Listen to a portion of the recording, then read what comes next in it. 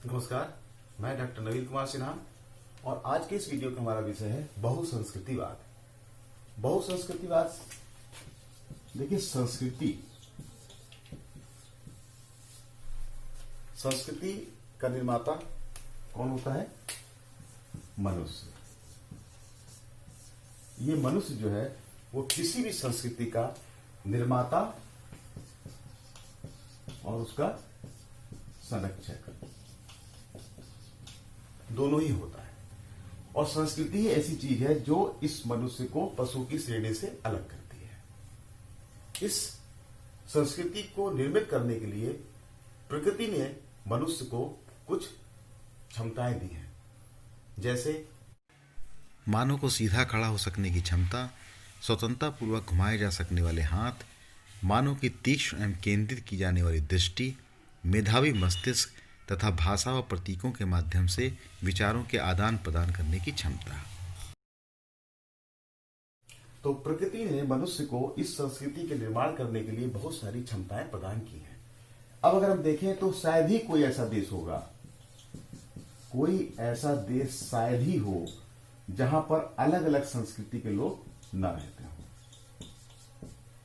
संस्कृति के लोग न रहते हो अर्थात प्रत्येक देश में अलग अलग संस्कृति के लोग निवास करते हैं। अब हम सोचेंगे कि संस्कृति को कैसे बनाया जाता है, तो आप देखिए कि इसको जो निर्माण होता है संस्कृति का, वो मनुष्य के द्वारा जो किया जाता है उसके दो पहलू हैं। पहला पहलू क्या है? प्राकृतिक पर्यावरण, और दूसरा है सामाजिक पर्यावरण। प्राकृतिक पर्यावरण के अंतर्गत मनुष्य को हवा, पानी, मिट्टी आदि आदि चीजें जो है जो प्राकृतिक पर्यावरण के अंतर्गत आती हैं, इन चीजों से मनुष्य के द्वारा विभिन्न प्रकार के आविष्कार किए जाते हैं, विभिन्न प्रकार की चीजें बनाई जाती हैं।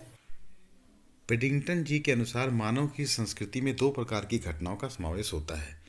भौतिक वस्तुओं में औजार, उपकरण, मकान, बर्तन, वस्त्र आदि होते हैं, जबकि अभौतिक वस्तुओं में ज्ञान, विश्वास, भूल, आदर, सम्मान आदि भी होता है। तो इस प्रकार अगर हम देखें तो इस प्राकृतिक पर्यावरण से सामाजिक पर्यावरण का जो निर्माण होता है, जिसमें भौतिक और अभौतिक दो प्रकार की चीजें आती हैं, यही किसी व्यक्ति की, किसी मनुष्य की संस्कृति कहलाती है। और एक व्यक्ति या एक समाज की अलग संस्कृति होती है, और कोई भी ऐसा देश नहीं है जहां पर अलग अलग संस्कृति के लोग निवास न करते हो। अब भूमंडलीकरण के दौर में जब विज्ञान और प्रौद्योगिकी का बहुत विस्तार हो गया है, जब विज्ञान और प्रौद्योगिकी का काफी हद तक विस्तार हो गया है, लोग एक दूसरे के नजदीक आए हैं, लोगों को एक दूसरे को समझने का मौका मिला है, तो ये जो संस्कृति है, इस संस्कृति के लोग जब एक साथ मिले हैं तो बहुसंस्कृतिवाद को जन्म हुआ। यानी एक ही स्थान पर, एक ही निश्चित जगह पर अलग अलग संस्कृति के लोग रहे। अब देखिए, इस संस्कृति की बहुत सारे विद्वानों ने कुछ परिभाषाएं भी दी हैं। तो बहुसंस्कृतिवाद पे आने के पहले हम आपको संस्कृति के संबंध में जो विभिन्न विद्वानों ने परिभाषाएं दी हैं उस पर एक नजर डालते हैं। आइए देखते हैं। हॉवल के अनुसार उन सब व्यवहार प्रतिमानों की समग्रता को संस्कृति कहते हैं जिन्हें मानव जीवन में सीखता है। हर्शकोविट्ज के अनुसार संस्कृति पर्यावरण का मानव निर्मित भाग है। पेडिंगटन के अनुसार संस्कृति उन भौतिक तथा बौद्धिक साधनों या उपकरणों का संपूर्ण योग है जिनके द्वारा मानव अपनी प्राणी शास्त्रीय तथा सामाजिक आवश्यकताओं की संतुष्टि तथा अपने पर्यावरण से अनुकूल करता है। टायलर के अनुसार संस्कृति वह जटिल समग्रता है जिसमें ज्ञान, विश्वास, कला, आचार, कानून, प्रथा ऐसी ही अन्य क्षमताओं और आदतों का समावेश रहता है जिन्हें मनुष्य समाज के सदस्य के नाते प्राप्त करता रहता है। लैंडिस के अनुसार संस्कृति वह दुनिया है जिसमें एक व्यक्ति जन्म से लेकर मृत्यु तक निवास करता है, चलता फिरता है और अपने अस्तित्व को बनाए रखता है। बहुसंस्कृतिवाद क्या है? आइए देखते हैं कि बहुसंस्कृतिवाद है क्या। अगर इसको हम सबसे पहले तो बहुसंस्कृतिवाद जो है वो समांगीकरण के खिलाफ है। समांगीकरण से क्या तात्पर्य है कि अल्पसंख्यकों की अस्मिता को मान्यता न देना, किसी एक मुख्य धारा का निर्माण करना और अन्य सभी को उसी में घुला मिला देना, इसको हम बोलते हैं समांगीकरण। तो जो ये बहुसंस्कृतिवाद हमारा है, ये समांगीकरण के खिलाफ है। इसमें किसी को भी तिरस्कार न लगे ऐसी व्यवस्था होती है और सांस्कृतिक वैविध्य पर बल दिया जाता है। उसको ये ना लगे कि न्यायालय में, प्रशासन में, व्यवसाय में, विद्यालय में, किसी भी क्षेत्र में उसका तिरस्कार हो रहा है। और ये जो है बहुसंस्कृतिवाद, ये एक अभियान है। किसके विरुद्ध अभियान है? एकजुटता के नाम पर लोगों को दबाया जाना, यानी कोई एक बड़ी संस्कृति है उसके द्वारा जो अन्य संस्कृतियां हैं उनको दबाया जाना, या उसमें प्रकट रूप से भेदभाव करना। प्रकट रूप से भेदभाव करना क्या है कि वो उस निश्चित भूभाग पर रहने वालों के लिए ऐसे कानून बनाए जाएं जो उनके अस्मिता को ही खतरे में डाल दें, या फिर परोक्ष रूप से भेदभाव, कि कानून का निर्माण तो ना हो लेकिन परोक्ष रूप से उनके साथ भेदभाव किया जाए। किसी खास संस्कृति के लोगों को प्रोत्साहन देना और अन्य लोगों को फांसी पे डाल देना, इसके भी खिलाफ है। और जो विद्यालय के पाठ्यक्रम है उसमें जो अल्पसंख्यक समूह हैं, उनकी जो कलात्मक संस्कृति है या उनकी जो ऐतिहासिक संस्कृति है, उसका जो योगदान है उसमें इस पाठ्यक्रम में योगदान न दिया जाना, तो इस पूरे अभियान के विरुद्ध है। बहुसांस्कृतिकता से तात्पर्य एक ही साथ सभी संस्कृतियों का सम्मान करना, संवैधानिक रूप से उन्हें बराबर का स्थान देना, कोई एक संस्कृति का दूसरी संस्कृति पर हावी न होना, किसी विशालकाय संस्कृति के आगे छोटी संस्कृति का विलुप्त न होना, सभी उपलब्ध संस्कृतियों का अपने पूर्ण अस्तित्व के साथ बने रहना तथा नागरिकों की अस्मिता सुरक्षित होना और उन्हें अपने पुरखों पर गर्व व जुड़ाव होना होता है। बहुसांस्कृतिकता का राजनीतिक विचार बहुसंस्कृतिवाद है।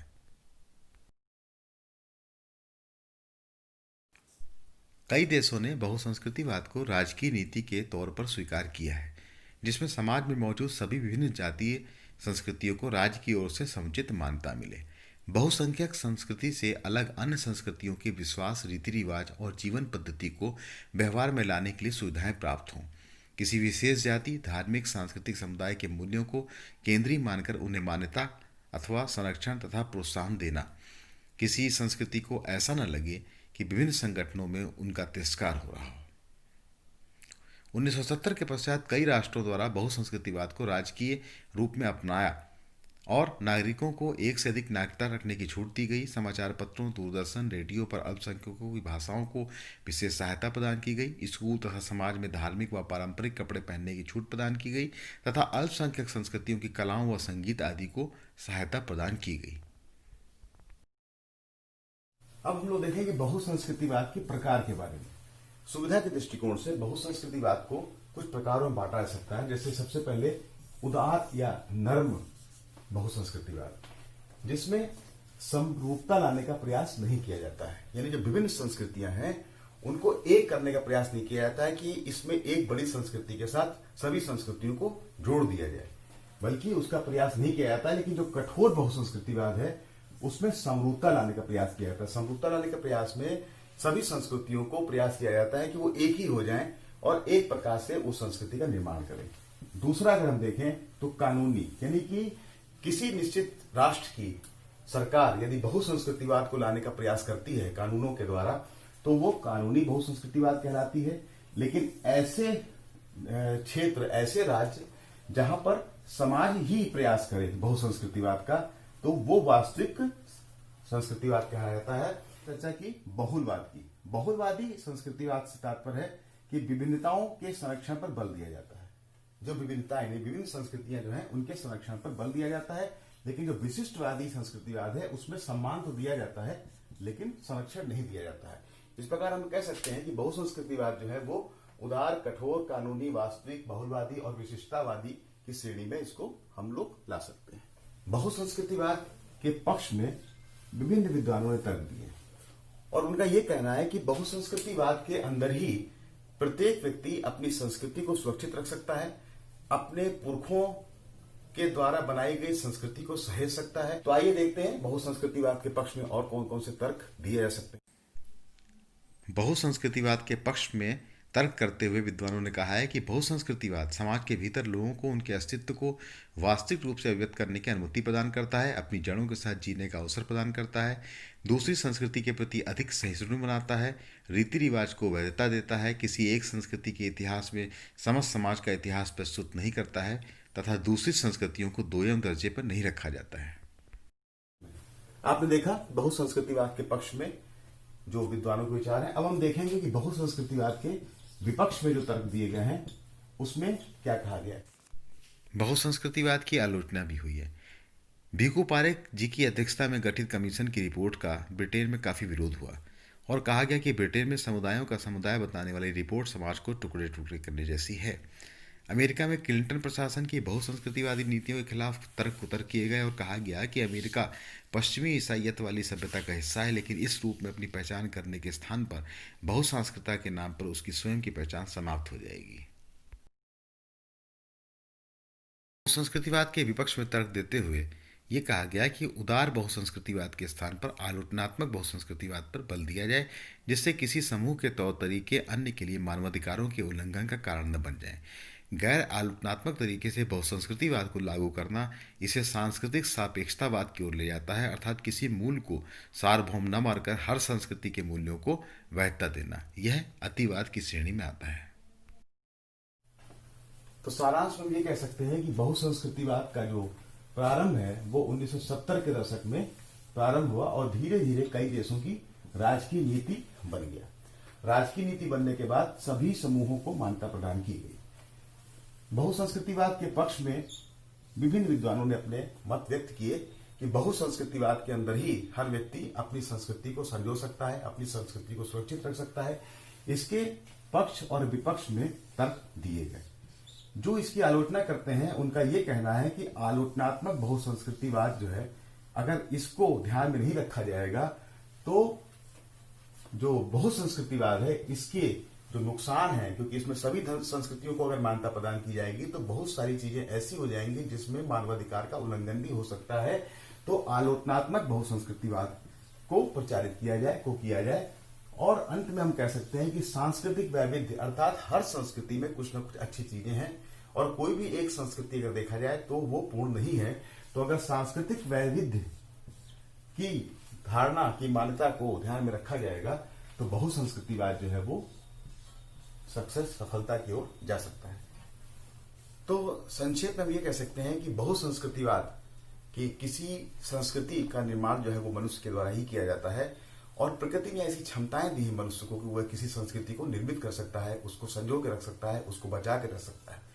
बहुसंस्कृतिवाद का विचार पश्चिमी देशों में, पश्चिमी समाज में 1970 के दशक से प्रारंभ हुआ और धीरे धीरे विश्व के अन्य देशों में बढ़ता चला गया। बहुसंस्कृतिवाद के पक्ष और विपक्ष में अनेक विद्वानों ने अपने मत व्यक्त किए। जो उसके पक्ष में थे उनका ये कहना था कि बहुसंस्कृतिवाद में रहकर के ही कोई भी नागरिक जो है, कोई भी व्यक्ति जो है वो अपनी संस्कृति को सजा सकता है।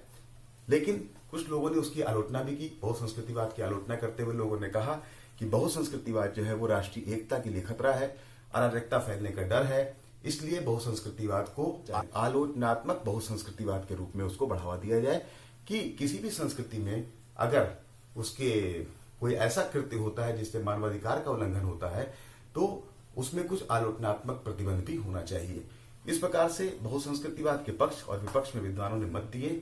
तो अंत में हम ये कह सकते हैं कि सांस्कृतिक वैविध्य जितना अधिक होगा, अर्थात विभिन्न संस्कृतियों के मध्य में जितना ही आदान प्रदान विचारों का होगा उतना ही वो आगे उत्तरोत्तर वृद्धि करेगा। आशा है कि आज का ये वीडियो आपको पसंद आया होगा। थैंक यू, धन्यवाद।